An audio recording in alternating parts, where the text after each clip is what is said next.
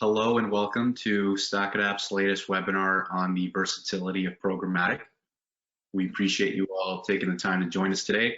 My name is Dimitri Perdicaris. I'm a sales director at StackAdapt, and I'm excited to be your host for today's webinar.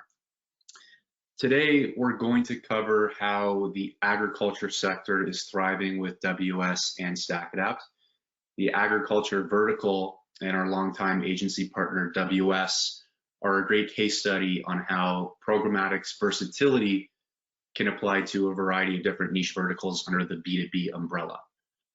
If you're joining our webinar today and are responsible for media planning, digital execution, performance for a challenging client and or vertical, then you've definitely come to the right place. We encourage you to ask lots of questions, and we'll definitely set some time at the end of the webinar for a Q&A period. I think personally, one of my favorite things about being on the sales and strategy side of things here at StackAdapt is that we're exposed to a number of different industries and just get so much exposure to understanding how these industries actually operate. How long does a specific sales cycle take? Who are the key audiences and demographics? What channels are marketers relying on to reach these audiences? This would definitely be the case with the agriculture vertical. And I have our longtime agency partner, WS, and our two special guests to thank for that. First, a quick background on WS. WS is a full-service, award-winning integrated communications agency specializing in outcome marketing. WS's mantra is solving with soul, and it is clearly reflected in everything they do. WS has extensive experience in a number of different verticals, including food and drink, nonprofit, and pharma, but WS's key specialty is agriculture, and they do agriculture very well. Our first guest today is Maz Tannir. Maz is a media director at WS and has been with the agency for nearly 7 years. Maz has been in the digital advertising space for 26 years and has had numerous stops across the Middle East and North America. Maz is a proud member of IAB Canada, where he serves as a chair on IAB's Diversity and Inclusion Task Force. Thank you for joining us today, Maz. Why don't you tell us a little bit about yourself? Thanks for having me. So just to clarify, that 26 years, it continually increases. I wrote that a few years ago, but I don't want to give out my age. I've been with WS for many years, and I also get involved with other projects outside which continue to fuel the learning process of where our industry is going. You mentioned the IAB, and I'm very proud of that one. I also teach media at Brown College. I was involved with the Ad Club Digital Day, with the Ad Club of Toronto. And I work very closely with my colleague Anup and the rest of our team on outcome marketing, but also coming up with great ways of reaching our audiences and understanding them a lot better. Awesome. Thanks for joining us today, Maz. And don't you worry, even after 26 years, you're still a spring chicken and an absolute pleasure. And that brings our next guest. We also have Anup Patel joining us today. Anup is the performance director at WS and has been with the agency for about 3.5 years now. Anup is the data guru and helps oversee all digital marketing initiatives at WS and has been an integral part to the overall strategy. Anup, you have a pretty interesting career background. You actually started off in bioscience and eventually transitioned into digital marketing. It's great to have you here today. Why don't you tell us a little bit about yourself, Anup? Yeah, thanks for having me. I don't have as many years of experience as Maz there does, but I started out in bioscience. Long story short, the company I was working with went belly up, so laid everyone off. Decided to take that as an opportunity to go back to school and kind of really figure out what I wanted to do, and it kind of led me into marketing. And when I first started out, I was sort of more on the business strategy side of things, and working with clients and whatnot, and that's naturally progressed into sort of the role I'm in today, which is marketing performance. And I think it was sort of a natural progression. It evolved into utilizing my analytical background and that science thinking and applying that into a creative environment. And so it's very natural. It's I've seen marketing performance and analytics evolve over the last 3 years since I've been sort of in this role as well too. So that's been really exciting. And yeah, my role with WS as performance director is really just understanding the client's objectives, the business goals that the clients want to achieve, and then how do we transform that into marketing goals and outcomes, and what do we need to measure to understand that. Awesome. It's great having you, man. I got to tell you both, this is my first StackAdapt webinar. Been here for nearly 4 years. And finally got the chance to do this, and couldn't think of two better guys to get started. Appreciate you both joining us today. First question is for the both of you. How does WS exactly define outcome marketing? What does that mean exactly? Yeah, I can take that.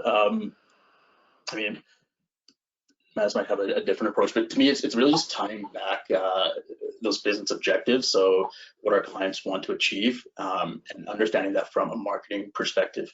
And outcome-based marketing to us is really understanding the outcomes required to achieve those goals. And so, you know, a few things we'll talk about during this webinar are a lot of our strategy and framework is built on the customer journey and understanding the customers.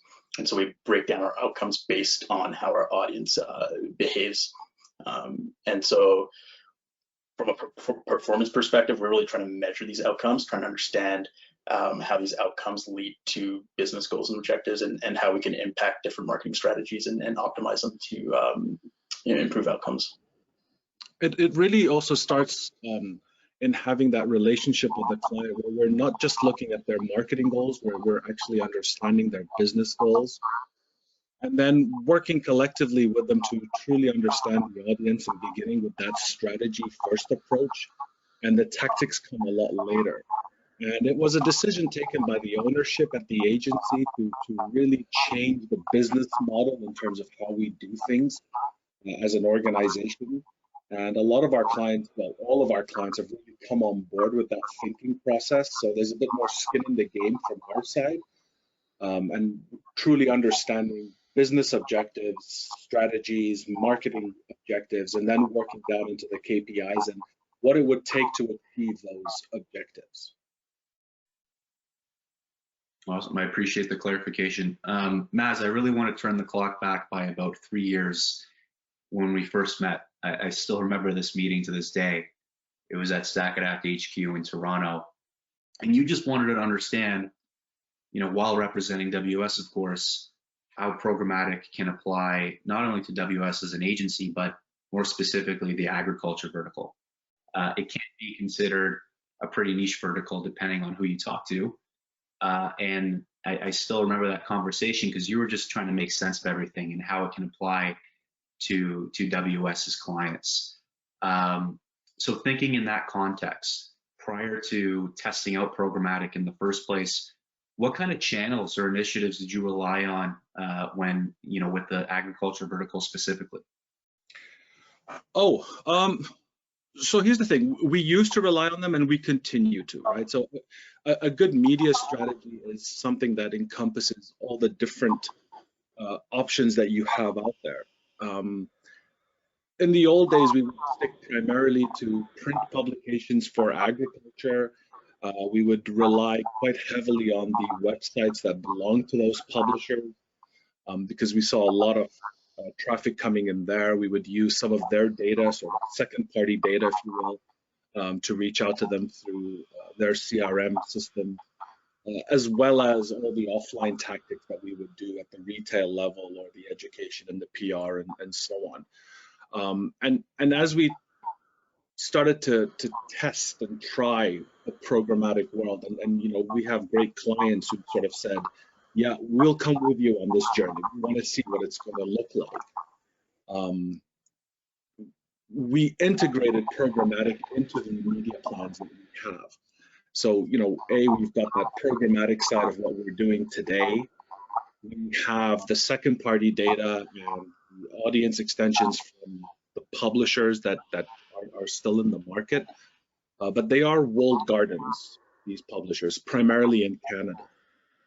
In the US, some of them are more open internet, or some of them have connections with their own DSPs.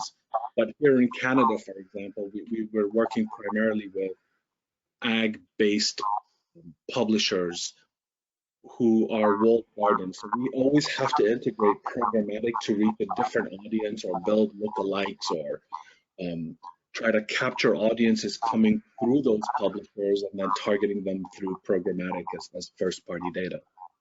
But yeah, it's evolved a lot, and having programmatic added to our channels now and to the media mix has really changed not just the media strategy, but I think the overall journey that we can now take our customers down. And you know, when we look at a typical funnel, the idea used to be mainly up at the prospecting level, but with programmatic, we've really been able to start filtering down and getting them back into the retargeting and building lookalikes around them. And it's really added a lot of value to the media mix that we're using. Mm-hmm. Yeah, I'll probably even add, you know, the question probably not necessarily what channels, but how do we use the different channels? And that's evolved with programmatic and with StackAdapt specifically. You know, we use programmatic advertising a lot for testing and upfront in campaigns and doing a little of that research work that prior to programmatic advertising, you know, we were spending lots of money on, or it was very resource intensive. So I think how we utilize the different channels and different platforms is important. You both bring up great points there as far as the importance of testing and programmatic, maybe just giving you a little bit more flexibility to do so. I can at least speak for myself because, you know, I think, you know, that 3-year-long relationship is also reflective of how far we've come as a multi-channel versatile DSP. And, you know, we've definitely grown our experience in the agriculture vertical as well too. At least in my experience, like the agriculture vertical probably relies on more direct to publisher and walled garden executions, like you said, Maz, more so than any other, just because for the longest time, you know, that has been the preferred and ideal way to reach growers and farmers. And that's not to knock any of the walled gardens or you know, agriculture specific publications, but how do you as an agency pitch, you know, your end clients on the value that programmatic brings to the table when they've never really had that experience in trying it before? So it's funny you bring that up. You know, even 3 years ago, after we had our long conversation, and I consumed a lot of the cappuccino at the office that day, we went through a process of not just learning ourselves, but teaching our clients as well. Because our clients showed a lot of interest in you know, what can programmatic add to the table. Previously, it was a conversation of, is it less cost? So can we get more impressions or more clicks through a programmatic software? But that process has sort of evolved, and now when we are pitching a media strategy, because we work with outcomes, our clients understand that what we're doing is in their best interest, because automatically it's in our best interest as well that they achieve these KPIs. And we've been able to see the value that programmatic brings to the table. But again, it's always a part of a strategy. So how are we using programmatic? What are the different formats of programmatic that we're going to be incorporating into a particular media plan? Where are we getting the data from, right? So it's very easy to go out there and just buy any old data. We've been working very closely with your team as well, and you know, I'll give a shout out to Matthew and David and Sheldon, you know, and really qualifying the data sets that we're taking in, and then we go and we explain that to our clients, and they feel comfortable with it. But we can never again rule out these publisher sites, because they are generating very relevant content that our clients and their brands always want to be a part of.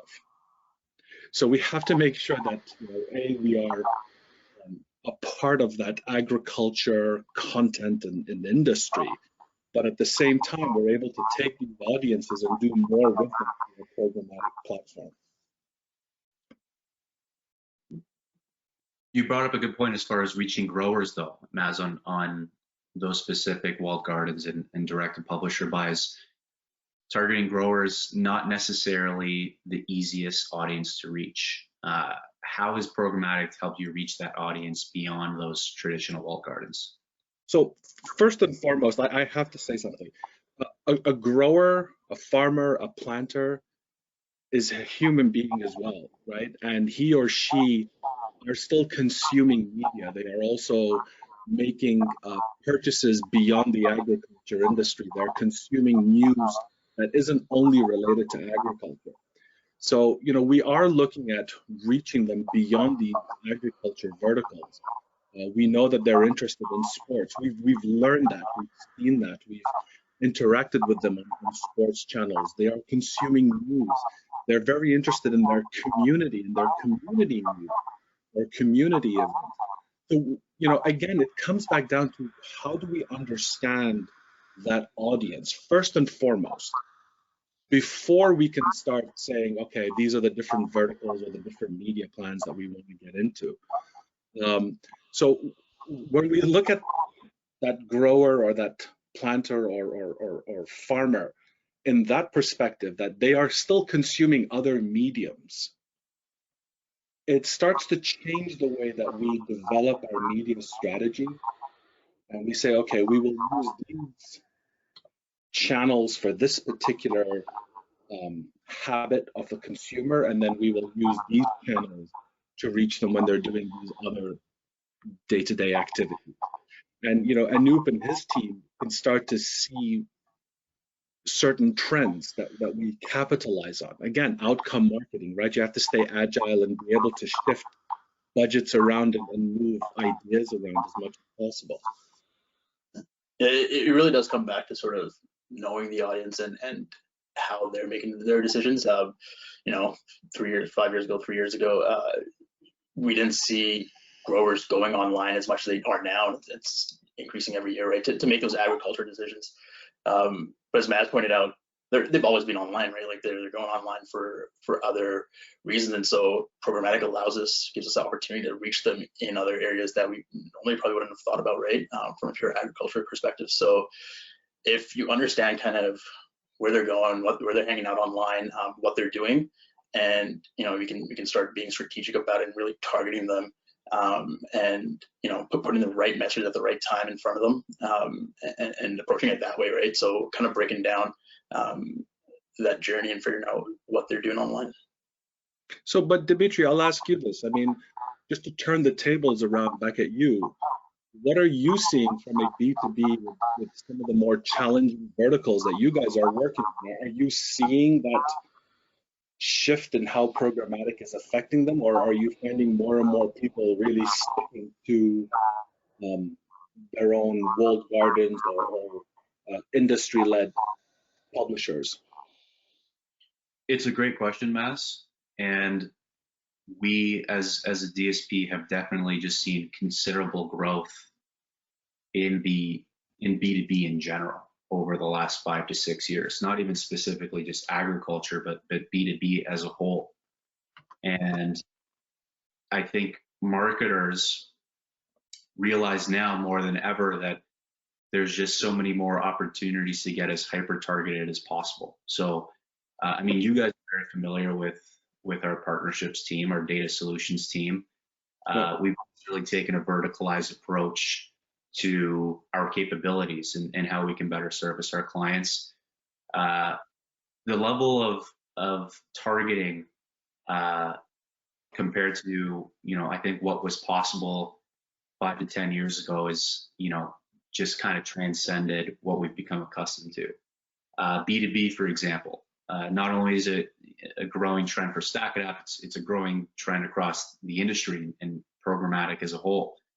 And I think there's just been a lot more demand for more addressable targeting opportunities, whether that's through account-based marketing, targeting individuals who are employed at specific institutions across North America, for instance, targeting by job title, layering on specific signals like what products people are engaged with, the level of seniority that they've been in an organization, Right.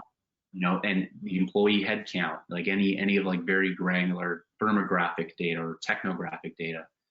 So no, to answer your question, that there's just been a growing trend, and again, it doesn't only it's not only coming from agriculture, but I'd say it's something we've seen from B2B as a whole. And I think when people realize that, you know, they can reach these audiences beyond traditional channels and mediums like walled gardens or, you know, like direct to publisher, and do it through programmatic with a, if anything, more, you know, casting a wider net on that audience. And they, once they see the value, it tends to be something that they work more into their media planning. Yeah, I mean, for us, from an agriculture standpoint, you know, and the U.S. and the Canadian market, and we operate in both almost equally. There's a vast difference in terms of the way we approach our media strategies. Here in Canada, because it leads with agriculture publishers, because data is a lot harder to get your hands on, good data. I'm not talking about third party, I'm talking about good quality second party data.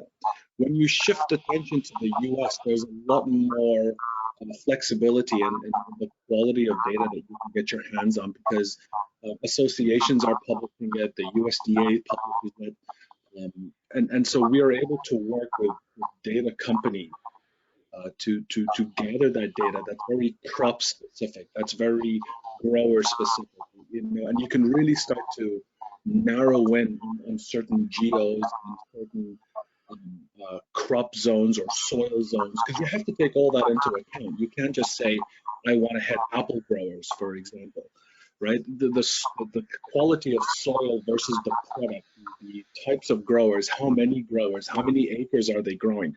All of these data points, we have to put them together when we're building out our media strategies. It's not as simple as turning a switch on and off, right? So it's not just gathering data, it's then analyzing it, understanding it, and then putting the best possible action towards it, right? And that could be whether it was video or native or display, or you know, we've started to dabble with connected television as well. And you know, the team's been talking to us about audio and podcasting. So again, understanding that audience, and then understanding where this information is coming from and how we're going to talk to them, and then layering in the media strategy over and above that. And I find it really interesting, because the B2B category has really, and we're seeing it with programmatic, is they're really starting to shift their attention to use these DSPs a lot better than simply going with you know, their own industry sites that may have multiple advertisers that compete with one product at the same time, right? So you want to sometimes avoid that for your clients. Absolutely, and Maz, I think it comes down to what you said a little bit earlier. You know, with agriculture, whether it's a grower, a farmer, a planter, these are human beings, right? And it can be naive to assume that they're spending all of their time exclusively within those walled garden environments, and that there's other ways to reach these audiences. Yep. That being said, regardless of how you're going about reaching these individuals, whether it's agriculture or any challenging B2B vertical for that matter, I am curious, Anup, on, you know, someone in your position, for example, and the folks who are tuning in who may be responsible for the overall performance and strategy and analytics. I mean, agriculture is, to this day, still an industry that largely depends on interpersonal relationships, where grower, farmer will meet with a sales rep, and the actual purchase of a crop or seed, fertilizer, machinery will be done in person. And with that, I think it can be maybe a little bit challenging from your point of view to quantify whether or not a native or a display or a video campaign is successful to your client's bottom line. With a vertical in an industry like agriculture, how are you able to quantify that success? Yeah, good point. it's not easy. You know, it's getting sales information and sales data. It is difficult. We're dealing with B2B and long purchase cycles, right? So over months, over years. And so there is that big relationship component, building trust.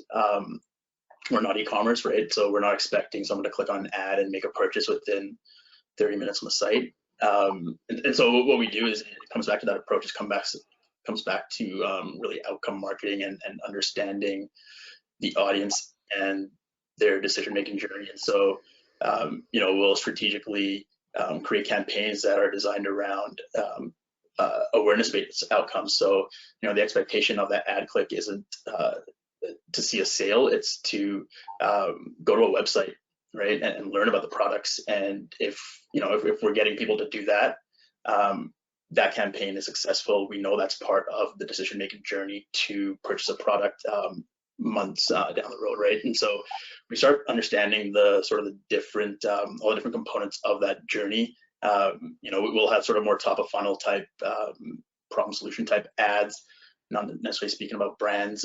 We'll have deeper funnel ads around specific brands. We'll have retargeting ads that, you know, where we've built trust with that user a little bit. They've come to the site, they've engaged with some content. And so, you know, all those different ads and the creatives and the messaging are different based on that moment in their in that purchase cycle. And so yeah, we don't necessarily equate it back to a sale per se, but it's really that those micro journeys through their decision making process that will that we determine success on. Yeah, the attribution model is a bit different with us with the agriculture thing, Dimitri, because like Anup was saying, it's not always an instant purchase. There's different layers when growers are making that decision about what product they're going to be using, and then when are they going to actually use it, and are they just going to use it on a small part of their farm to test it to see how it fares against other products that they may be using. So our attribution models are not your standard sort of last touch or last seen kind of models. We change them around, and especially with outcome marketing, because we're also looking at business objectives being met and how do we attribute advertising back to that. Oh, that's great. And in the context of testing, whether it's from the perspective of a grower, a farmer, or in the context of a digital strategy team like WS, you know, it's the only way to actually understand whether or not it's going to impact your client's bottom line and drive success is to test in the first place. And that's, I think, one of my favorite things about working with the WS team for the past 3 years is you guys have always been receptive to trying out things that you haven't before. And as you know, the only way to understand whether or not something's going to work out is to test it. You know, it's one thing to test, a channel by a channel or creative by creative. It's a completely different thing to test tech against tech. And, we've always tried to provide our clients with the lowest possible barrier of entry in order to test this out and see if it works for you guys. I think the Anuvia Simtrix case studies is a great example of one of the campaigns that we have executed with the WS team, and that's a great example of a holistic, full funnel advertising plan, which Anup spoke to a little bit earlier, as far as working in sequential messaging, trying to do what we can to drive users down the funnel using a variety of different channels and formats. And in the case of Anuvia, we executed native, display, video. It was more, upper funnel awareness, and again, trying to build brand recall and sequentially target people based off of who has seen a native ad, who has been exposed to a video advertisement. Probably one of my personal favorite campaigns that we've worked on together. But it was a first for you guys. And I'm curious, like, how does WS as an agency go about testing, whether it's with programmatic or any new channel or vendor? Because I'm sure at times, especially in the case of new clients who haven't tested before, it can be a little bit of a challenge. But that actually speaks to how great the clients are, right? And how how much trust there is between, agency and client in this matter. And I think the vision that the founders had in terms of bringing in the outcome marketing practice has empowered that trust even more so. Yes, we love testing, and it doesn't come down to, again, how many impressions is this going to give me over that. We're looking to see what resonates with the audience. We're looking to see what effect it has in either changing a behavior or learning more about an existing behavior. In the case of Simtrix and Anuvia, we tried everything, and the client was very ready to take some risks, and the risks worked really well for us. But you also have to understand that there's a whole other side to the media that we were running, and that is the back end, right? So the CRM programs that we had, the surveys that we ran, the content that was created, the work that we did with some of the publishers, and the content that was generated there. And in this particular case, we didn't only test channels, right? So yeah, I agree. We tried display, we tried native, we tried video. We started to even work with your team on bidding strategies for them. So if you recall, with native, we moved into a cost per engagement. So anyone who would click on the ad, come in, spend 10 seconds or more, we would pay for that. And I find that a very interesting part in programmatic, where you're not just looking at the tactic, you're looking at the bidding strategy, you're looking at how we're building out audiences and segmenting them. You're looking at, like how Anup was saying, after you've done the prospecting, how do you take them into the retargeting? How do you build lookalikes around them? Matthew and Sheldon at your team have also been working very closely with us on contextual, and how do we integrate contextual advertising and layering geo-targeting with it, and then using programmatic direct to get deals done with weather networks and other potential partnerships. So there's a lot of different components that we look at when we're running these campaigns. And I like that you put up this particular example, because it truly speaks to how encompassing we were with this particular client, knowing that we were also running publisher direct media at the same time. So it all has to feed into one another and work together. But this is a great campaign. I enjoyed this one.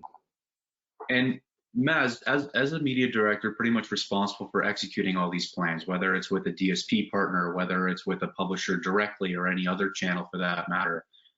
You mentioned the flexibility with bidding, how you're paying for users who are ultimately seeing your ads. Yeah. CPM, of course, is still the dominant bidding strategy in the industry, and a lot of partners still exclusively offer that model. You brought up the cost per engagement model. Like, as a media director, going into those negotiations and planning cycles, does it give you added peace of mind knowing that you can essentially exclusively pay for people who are taking the time to actually engage with Anuvia or any of your other clients' content? The short answer is yes, obviously. It always helps knowing that you've got these different leverage tools that you can work with. But just truthfully, where we're sitting right now, it's no longer about that cost per thousand or that cost per click. We're not really digging deep into that. We are looking at the outcome of it, right? So we want to know, did this channel plus this creative plus this strategy work? Did it convert? And then we can work our way backwards to understand, okay, we ended up paying X amount for it as a tactic. But ultimately, and if we constantly stay stuck with what is the CPC of this or the CPM of this and what's the CPE of that, we're going to get stuck in a place where we're more focused there than we are on what really matters, and that is conversions on the other side. Yeah. Right? So we're looking at conversions first, real conversions, people not only spending time on site, but people that are going into our other funnels. And then we can work our way backwards to understand how much was, how much was that cost per acquisition sort of thing, and what did it cost us to get there. But it definitely helps knowing that, the CPE model, Dimitri, is almost your outcome marketing at StackAdapt, right? It's your way of saying, we're going to put our money where our mouth is, right? We know our platform is good, so you know what? Anyone who clicks, we won't charge you until they've spent X amount of time on the site, right? So take that model, and that's what we're replicating from an advertising thing. We're telling our clients, this is how we're going to get people to interact and engage with your site. And so I do like the CPE model, and I can't wait for you to move it away from native and make it on everything. And just to add that, beyond just the numbers itself and the conversion rates, things like that, it's the why, and that's kind of what programmatic allows us to do is understand and learn more about why people are doing what they do and the behaviors they take online. Specifically with the Anuvia campaign, I think this might be the second campaign we ran with them, and so part of it's expectations and knowing what to get out of it. And so we did a lot of testing up front, and different types of messages, and I can't remember the exact messages, but there were some value-based plays around ROI. There was some messaging around yield and soil types and things like that, right? And so we were able to kind of see within specific geos or certain areas what works, what doesn't, and then use that across other tactics within the same campaign outside of programmatic. And this whole idea around testing is kind of, it's interesting because no client actually wants you to take their money and test with it, right? That's that risk component. So the way we sort of frame testing or see testing, it's really it's information we're gaining from it, right? And so we're learning, sort of like market research, the ability to put stuff out there, not have to take, not have to commit huge budgets and lots of time and planning. There's flexibility. You can get into this thing pretty easily and quickly and tweak and optimize where you need to. And so everything becomes sort of a learning point that we gather from it, and we use that to optimize and make the next campaign more effective. No, that's great. And Anup, I'm curious, just from your lens as the programmatic or the performance director at WS, you essentially have to take that leap in order to find those findings, like you said. And in order to do that, you really have to have that willingness and flexibility to test. And it sounds like that's something that your clients, for the most part, have always been pretty receptive to. But for the folks who are tuning in, who may not work in agriculture specifically, but represent a challenging vertical under B2B or any niche vertical that is maybe largely dependent on direct-to-publisher relationships, for instance, what advice would you give to a director of performance or a director of analytics, for instance, who's responsible or overseeing that media when it's really like the first time that they're actually going about executing it?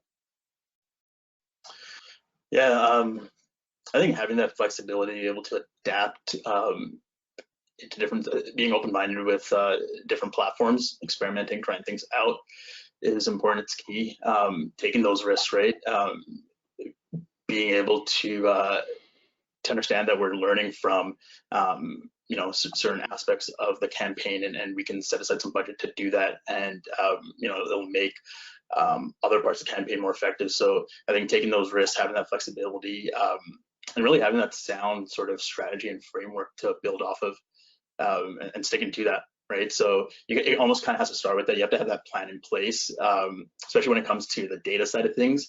If you don't, everyone wants to collect data and they think information's, going to be the savior. But if you don't have a plan of what you're going to do with that data at the beginning, it becomes very difficult to do that on the fly, right? And it'll become less effective. So understanding what information you want to collect, how you're going to use that, and then how you're going to action that to optimize things. Absolutely. I think the takeaway is that if it can work for agriculture, it can probably work for anything else in any other challenging vertical. Maz, same question for you, but in the context of someone who would be responsible for the RFP cycle and executing the media as a planner or a supervisor or even a media director. Look, if you haven't started with programmatic, you need to. That's my honest advice. You need to get it into your planning. But my advice would be, don't try to do it alone. Don't if you don't have any experience with it, if you haven't studied any of the theory, if you don't feel that you're ready to be a trader, don't go into it alone. You know, and that's how we worked, right, Dimitri? There was a lot of dependency on us, on you guys, to really tell us how your platform can help us. And that's how the learning begins, right? And so I say take that leap of faith, that just take that risk, go in, try it, speak with your clients with it, about it. But don't do the self-service models. Go in with a managed service with a strong DSP, and really let them help you build out your media plan, help you understand where the data is coming from. Ask a lot of questions. There's no shame in it. But you need. I genuinely believe that the concept of how programmatic is today, that software is going to be vital for the way that we continue to expand in capturing audiences and driving new prospects. So I would definitely say take that leap of and trust in your DSP, but use managed services, and let the team at, you know, whether it's StackAdapt or whoever you choose to work with, let them show you how much their software and their intelligence can really build and nurture your campaign. And we've seen it, right, Dimitri? I mean, I recall introducing you to some friends and other agencies that wanted to start using programmatic, and you that was always my advice to them, is let StackAdapt give you a lot of the answers, and do a lot of the heavy lifting, because no one will know your platform better than you do. Oh, absolutely. And, you know, that's always been something we try to do, as far as just serving it as an extension to the teams that we're working with, especially those that are testing it out for the first time, and assuring them that, you know, we do have a sound strategy in place in order to work for the campaign to ultimately work and you know, hit your client's bottom line. But no, are you seeing a struggle from other agencies or potential clients, Dimitri, in integrating programmatic to their media plans, like you're that first contact with them? there's always going to be a struggle, Maz. It's a great question. You know, especially if what is already being executed is working. You know, if it's, whether it's through search or social, I don't think anyone's ever going to get in trouble for putting, you know, Facebook or Google on a media plan. And it's really just trying to challenge folks and challenge the status quo, and help them understand that by doing this, you're only going to assist the performance across your other channels as well too, and that programmatic isn't here to replace anything. It's here to complement it. And I think that's always kind of you know, a talking point for us when we do come across that challenge. But like anything else, it just really takes the time and the patience, I think, to test it out before you can truly understand what the impact is going to be. So what do you guys see as the future? And Dimitri, either one of you. I'm curious to get your takes on it. Sorry, this was one we never rehearsed, so here you go. But how do you see the future of programmatic evolving in the B2B landscape?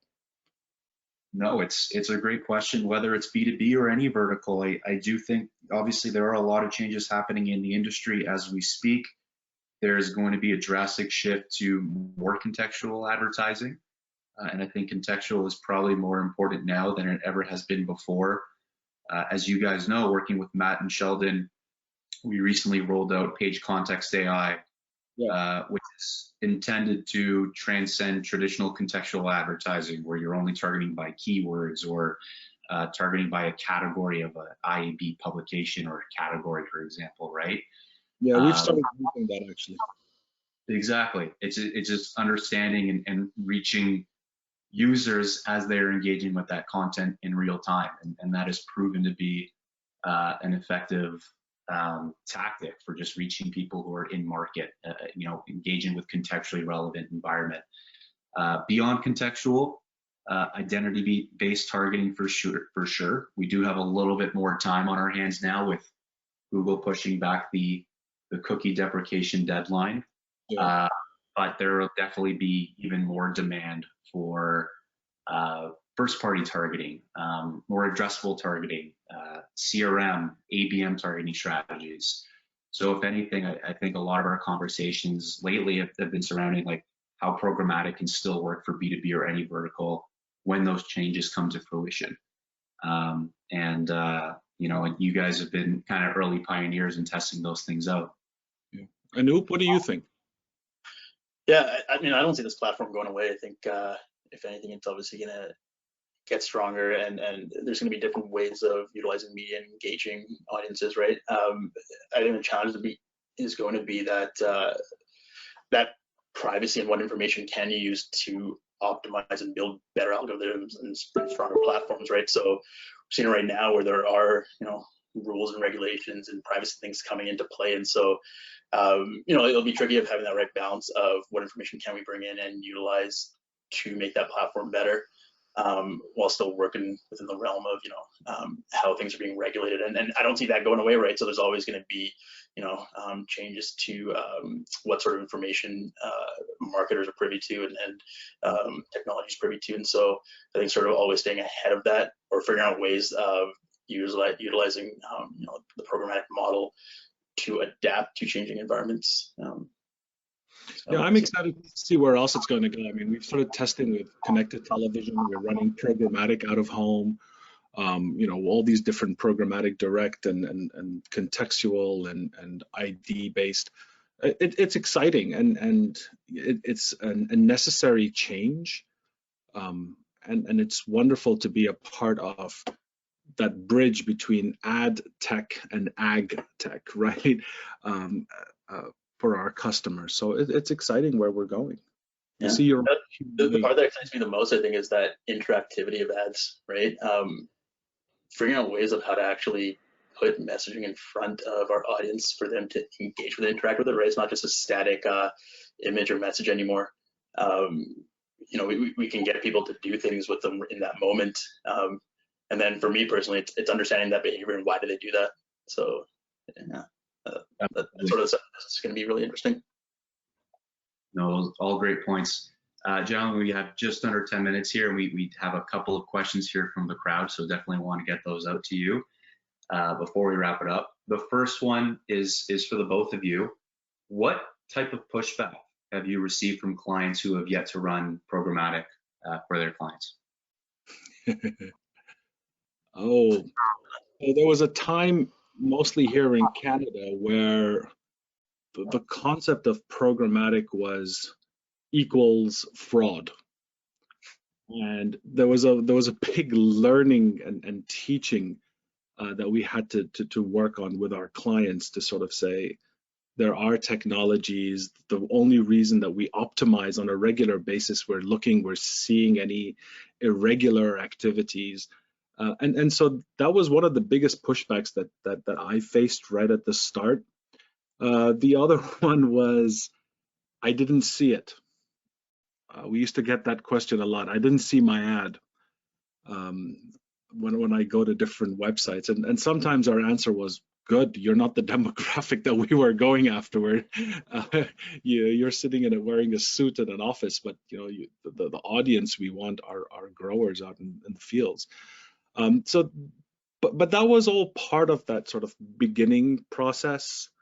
And I think as the media evolved and, you know, Anup and his team were showing the various performances and the metrics that came with these campaigns, we were starting to show more value to the clients to sort of say, look, you know, we're watching these customers coming to the site, and then they're doing this, then they're doing that, then they're interacting, and the conversion part of everything. But those were primarily the pushbacks. It wasn't based on budget. It wasn't based on anything. It was just more the understanding of how programmatic works and how it's going to fit in. Yeah, that's probably what I would add too. I think with any new tech, with anything different, people are always going to question it, and it's lack of understanding, right, at initial stages. And so if things are working, why rock the boat? But yeah, I think also it goes back to sort of changes in the audience as well too. So you know, our clients understanding that there's more people in ag, there's more growers going online, making decisions online. You know, yet the old model doesn't work anymore now, so you have to sort of adapt, and you look at new ways of how to engage them, and so that kind of helps as well too, right? So just knowing again what the audience is doing. Awesome, gentlemen. We should have time for one more question. What targeting tactics through StackAdapt have you found successful with the ag audience, more specifically pet pharmaceuticals and row crop brands? Ooh. So this question is a whole webinar on its own, to be honest with you, because the amount of tactics that we've used, again, it all starts with what's the data and where are we getting it from, and then how do we take that into our software. So we have used first-party data. We have used second-party programmatic direct deals through StackAdapt. We've run a lot of native campaigns through contextual targeting with StackAdapt. Oh my goodness, that's a whole media plan. But again, it's what data are you starting with, and where do you want to lead you to? So yes, we have run it for row crops, we run it for specialities. We look at what data is already available out there. So we're looking at the United States, for example, the collective land unit or the USDA information that is made available to you. You can always take that, use a software like LiveRamp with StackAdapt and transfer that over and start targeting them. We do a lot of geo-targeting, and then that has multiple layers to it as well, right? So there's geo-targeting through prospecting, and then there's geo-targeting with retargeting as a methodology. So the media plan is quite an extensive one, but it's really built on a certain strategy that we work with the StackAdapt team when we're building it out to see what our options are, where can we integrate things like weather, where can we integrate things like crops. And we try to stay away from third-party data as much as possible, knowing that sometimes it does help to fill the gaps if you use it wisely. But yeah, we're trying to focus primarily through first-party and second-party, and a lot of the information that the clients give us in terms of the geolocations, and we've used that for another one of our clients lately that showed some really great results. So yeah, there's a lot of answers to that particular question. And it's something would work with pharmaceutical, because that's also a very walled garden based environment in animal health, for instance, that we work in quite extensively. So again, it's finding those associations and trying to do programmatic direct deals through them to reach the veterinarians or whoever you're trying to reach there. That retargeting has worked well. There's so much noise when it comes to digital ads, and not everyone that clicks on your ad is your target audience. And so knowing when you retarget, especially people that have been to your website and they come back to it, those are kind of people you really want to kind of understand what they're doing and why did they come back, and get them to do whatever that action is that you're trying to get them to do. So retargeting works well. It never starts with just row crops. It starts with the actual grower, what they're growing, where they are, how they're consuming their media, and that's how we sort of trickle down to how we approach them. Gents, this was a lot of fun, and this brings us to the end of the versatility of programmatic webinar. We appreciate both your time, both your support.